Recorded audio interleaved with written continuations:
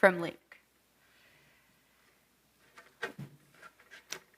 Where is God? We're going to start with that question. Where is God in all of this? I can imagine many people are asking this question this week. Where are you, God?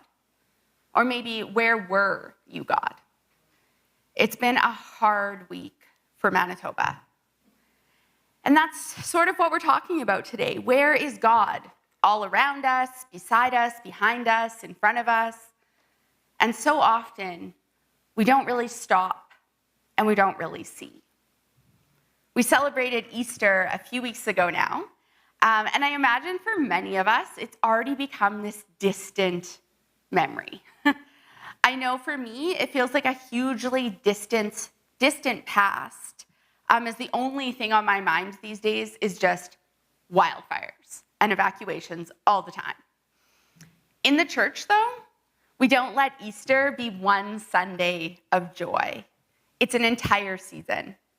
We celebrate from the resurrection all the way up until Pentecost before we enter what's called in the church ordinary time. So it's a total of 50 days of celebrating Easter. And today and every day, we continue to declare Christ is risen. And of course, that's a lot easier to do within these four walls or sitting in front of our TV or computer at home. It's easier to remember that we're Easter people when we're sitting directly in front of the cross, as we do today. And then we leave this sacred space.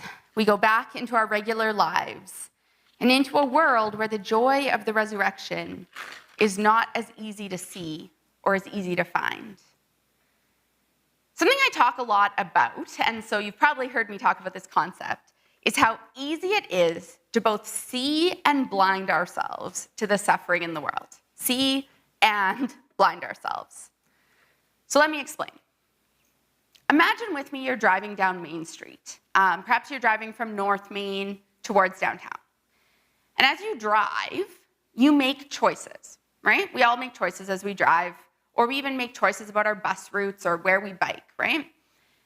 You can take the drive straight down Main, straight through downtown. You can take that different route to avoid the strip of Main between about, maybe Selkirk Avenue and Broadway. And often we do that to avoid seeing suffering, right? We want to blind ourselves. Now, there's lots of other ways we choose how to drive. I'm not trying to say if you don't drive on Main Street, you're like doing it on purpose to avoid suffering, but often, that's part of my decision, right? Now imagine with me though, you decide you just stick with Main Street. You're still making choices, right? You can choose to really see the suffering. See people walking, sitting, lying on the ground, and see them as people who are worthy of God's love and value simply by the fact that they are a person. Or you can again close your eyes. And I hope not literally if you're driving, but certainly figuratively, right? Sometimes we do this by averting our eyes physically, right? We look away from things. Many times, though, we actually do this through judgments. And sometimes those are just internal. And I want to say, too, we are all judging all the time, every day. That's just how our brains work. We are making judgments. So I want to say, too, judgment, when I use that word, we're all making judgments all the time. So if you feel like you're judgmental, don't take this to feel worse about yourself, please. But we need to explain away situations sometimes, right? It's so much easier to put the onus on people, not on society and systems, right? We can say they did something wrong. They're choosing to ruin their life. They need to work harder and get a job. They need to stop being the way they are, right? Those judgments can be and often are endless. But then there's the other side. When we drive down that exact same strip of Main Street, right down that center, and we see, yes, our eyes can be open to the hurting people, to the suffering, to the trauma, the terror, broken homes, broken dreams, and we can ask ourselves, where is God? Just like I said earlier, where is God right now? how can a God of love allow such suffering? How can a God of peace allow such destruction? Shouldn't someone do something? We do this in our lives too, though, right? Forget Main Street. Think about your own life and those around you. We can choose to see the suffering and the pain, to experience it, to dwell on it. We can choose to block it out. We can go on with a mantra that leads us to deny our pain and suffering, looking only for the joy, only for the blessings. So some people use that mantra like, I'm too blessed to be stressed, right? We're only looking for that joy. And here's the thing. Both sides can get in the way of us encountering the risen Christ. God, fully human and fully divine. A God who suffered horribly, died, and rose again. So when we delve too deep into suffering and we only see all the pain, or when we dive too deep into that toxic positivity, we miss the fact that Christ also experienced that full spectrum of humanity. Today, Sheila read for us almost all of Luke 24. And I had to read it all because it gives us several different stories of how different groups of followers encountered the risen Christ. Some of these stories we've already talked about this Easter season, but I was hopeful that when we look at all the different stories, that one of them might resonate or spark something within you as you continue to explore. So I'm going to recap this story of the events in Luke 24, sort of what happens before it, really quickly, so that we can start to put ourselves in the places of the followers in the story. So Jesus had been teaching for 3 years or so. He's done miracles, he's healing the sick, and really creating quite a stir. Lots of judgment going on. Over the course of his teaching, he cryptically let people know of the future, his death and his resurrection, sometimes, of course, more clearly than other times. And we also know that the disciples, the 12, were not great at picking up what Jesus was putting down. They often did not see what was happening. They couldn't make those connections. And I don't know that we would if we were in their position either. So I don't really blame them. Our story starts in Luke 22 as the chief priests and the teachers of the law start to plot with Judas. They were afraid of Jesus, but perhaps more importantly, they were afraid of the people following him, and they were afraid of the difference he was making in society. Because Jesus breaks bread with his disciples. So Jesus is doing all this stuff. Then Jesus breaks bread with his disciples. Then this is important. He shares a meal with them, and he goes out to pray. After praying, he gets apprehended by the temple guard, taken into custody. Some complicated politics happen. I mean, who can identify with complicated politics happening, right? And he's led away to be crucified, to be killed, to die on a cross. The crowd saw this and did not understand. They turned and left. Some of his devoted followers stood and watched, perhaps pondering all of it. And Jesus is taken to be buried by a member of the council. And I know I often forget this piece because this man, while part of the group who had handed Jesus over, didn't agree with them. We don't know if this man stood up for Jesus when he was alive, but in his death, he gave him dignity. He brought him down from the cross, wrapped Jesus, and laid him in the tomb. So let's put ourselves in the place of the followers of Christ for a moment. So take a moment to ponder what that would be like. Picture the scene in your head. There's no right answer to what you're picturing, of course. And maybe as you're pondering, think about what it feels like to lose someone that you're close to, someone you care about. Maybe let that go and think about what it feels like to lose a hero figure. Maybe a monarch, thinking back to when Queen Elizabeth died. The Pope comes to mind as someone who died recently, a famous actor or sports player. I imagine that the disciples and the other close followers of Jesus were feeling many of the same things. They lost someone close to them in a horribly tragic and traumatic way. They'd be feeling the betrayal of Judas, their friend, who's now responsible for the death of Jesus. They're probably feeling betrayed by society, religious leaders, and probably betrayed by Jesus himself. How did you let this happen, Jesus? Why didn't you stop them? And then you add a layer of confusion to their mourning because Jesus was more than just a loved one. Jesus was supposed to change everything. He was supposed to ride in triumphant and then reign triumphantly. And here he is, dead, lying in a tomb, gone forever. Nothing's been fulfilled. Society's just as bad. Was this the wrong Messiah? Were we wrong? So I imagine the level of doubt must have been just all over the place. And then the unimaginable. Jesus' body is missing. Was it grave robbers? Was it something else? And so here we are with today's reading, starting with the women who first encounter the empty tomb and the men who gleamed like lightning. The women come, despite any doubts they may have had, to care for Jesus, to adorn him with spices. And they hear the words, "Why do you look for the living among the dead?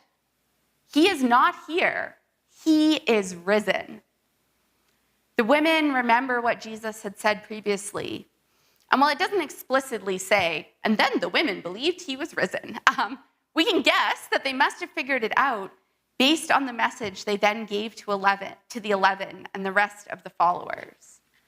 The women are the first ones to believe, to understand, and although not directly, they are the first ones to encounter the risen Christ. And so they share their delight. And no one listens. And in fact, when we look at the original Greek text that describes this, the women are said to be telling idle tales, using a Greek word that was normally used in medical texts to describe fevered and delusional ramblings of the sick. Really, if you go back to the original Greek, it was quite an insulting way that these women were described. And it really doesn't come through in the English the same way. So in Greek, the author would have been saying, like, really no one believed these women spouting all this stuff. And I wonder how often in our own lives we dismiss other people's encounters with the risen Christ as being simple nonsense, unbelievable, an exaggeration, or perhaps we simply aren't listening at all. And we are particularly guilty of this, perhaps, when it comes from those more marginalized groups, whether it's women or children or newcomers, those in poverty, whatever it is, how often do we, both individually and societally, dismiss what people have to say because we know what's right? I read an interesting quote, and I wish I remembered where, and it said that we don't have disbelief, we have a stronger belief in something else. In not believing the women, the disciples were believing in death as final. They were choosing to believe that the women were just crazy, but Peter had hope. Sometimes we knock on Peter, right, because of all the denials, but Peter had hope. And he at least had a shred of belief that maybe the women were talking about something real. He didn't quite get it yet, but as we see with Peter, that's often what happened. So he goes away pondering. That's encounter number one. Then we have our next encounter with the risen Christ. Two of Jesus' followers are walking and talking. And I imagine, of course, this must have been the talk of town in many ways. But for the followers, who had now heard from both the women and from some of their other friends that the tomb was now empty, there would have been even more to talk about. So Jesus comes, meets them in the road, and starts talking to them. The men don't recognize him, but they continue to walk and talk. He reminds them of the prophets and of the scripture, And something must have resonated a bit for them because they ask him to stay a bit longer. I wonder in our lives too, when we ask someone, stay a bit longer, or we dig deeper into something, or we listen again to the same words, or read the same book, if we too are being invited to walk along with Christ. And Jesus agrees. He goes to stay with them and they sit down to eat. And Jesus did what he did on the night before he died. He took bread, he broke it, he gave thanks, and he shared it with his followers. The text then says that their eyes were opened. They saw Jesus for who he was, and then Jesus is gone. So I imagine them now staring at each other as they realize what happened, right? Jesus was here, and now he's not. You saw that, right? You were here, we saw it. I see that in our lives too. How often have we gone through a situation and then looked back and realized how God was working, even though we couldn't see it in the moment? And finally, we get to what is my favorite story of the resurrected Christ, one of my favorite stories in the gospel. Jesus appears to his disciples. He stands among them and says, "Peace be with you." Peace? Peace? He literally just appeared out of nowhere. A dead man standing there. Peace? Of course they think he's a ghost. I can't even begin to imagine their terror. So even though they've heard this from the women, they've heard this from others, he's right there. So Jesus is patient, and he says, touch me, look at my hands, look at my feet. And then Jesus, fully human, asks for something to eat. And I once again put myself in the shoes of the disciples here, and I think about their experiences in this really short period of time. How must it have felt to sit in that room and watch Jesus eating some fish? And so there we have it, 3 different encounters with the risen Christ. The women who met with what we believe to be angels, the friends walking on the road, and the disciples between closed doors. None of the stories are the same, just like none of our stories are the same.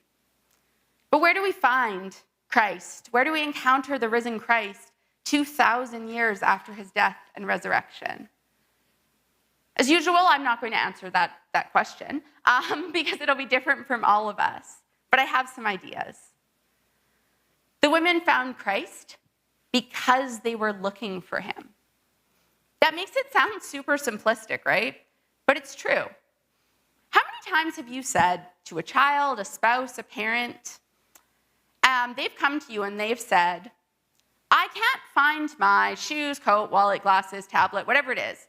And the first thing out of your mouth is, well, have you tried looking for it? It's actually good advice though, right? And again, if I asked you to tell me how many red cars you saw on your drive to church today, you probably have absolutely no idea, right? Didn't register because you weren't looking for them. Part of the encountering risen Christ is opening our eyes and tuning our vision to look directly for him because we see things differently when we're looking at them.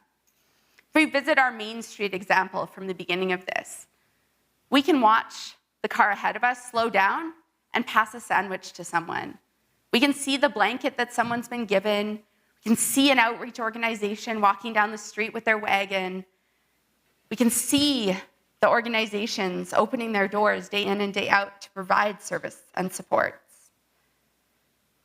The men on the road walked along with Christ, not recognizing him until later. So often we can see Christ when we look back on a situation, even a terrible one, and we take time to ponder. Another key point here, though, is that they talked to each other about it. Christ calls us to be in community, and through things like prayer and studying the Bible and fellowship, which is a really interesting word, we can connect to each other in order to help each other find Christ in our lives. Now, we're not going to dark places this morning and thinking of terrible experiences, but I do encourage you at some point, in a way that feels safe, when you look back at your life, both good and bad, look for where Christ was present. I think we learn a lot in hindsight, and when we only focus on the future, we miss out on some opportunities. And finally, Christ appears to his disciples. Fully human, yet fully divine, Christ shows them his scars. They remain even in resurrection. And we too have scars. I think it's very telling that the resurrected Christ did not return with perfect flesh. Jesus loves us just as we are, scars and all. And Christ is with us in the suffering. We live in this culture that can drive us to push suffering aside, to think only positive thoughts, to avoid negativity, affirmations only. And we miss this opportunity to sit with Christ and our communities in the suffering. When we allow ourselves to be blinded to the bad, we're missing out on an entire aspect of Christ. So I'm telling you today, right now, it is okay not to be happy all the time, even though we are richly blessed. You're not a bad Christian or a bad person if you suffer from pain, depression, anxiety, substance use, whatever those things are. You can experience them and still encounter Christ. Your experience of suffering does not invalidate Christ's sacrifice. And honestly, when we push aside all of that stuff, it usually comes back to haunt us later anyway. So what if we allowed Christ to be present with us through it all? The good, the bad, the in-between days, all throughout ordinary time in the church. So as you go from here today out of this sacred space back into the world, I encourage you to take moments to tune your eyes to Christ, to look for how God is at work in this world, to spend time with God, to share your experiences with him and with each other, and to allow Christ to be present in all of you, not just the parts of you that you like. Amen.